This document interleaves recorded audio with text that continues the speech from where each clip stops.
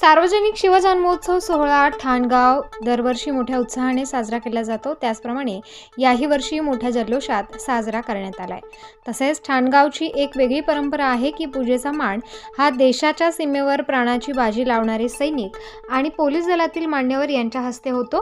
पूजा झाल्यानंतर शिव महाआरती ही सैनिकांच्या हस्ते केली जाते। त्यानंतर मोठ्या उत्साहाने सर्व ग्रामस्थ, 18 पगड जाती आणि सर्व धर्माचे मावळे मिळून मिसळून गुण्या गोविंदाने भव्य दिव्य अशी मिरवणूक काढण्यात आली।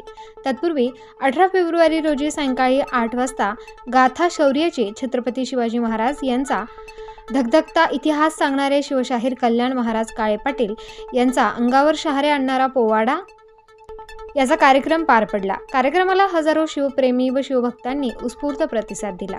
शिवमहोत्सवासाठी गावातील सर्व समस्त ग्रामस्थ आणि युवकांनी मोलाचा हातभार लावून शिवजयंती मोठ्या उत्साहात साजरी केली आहे।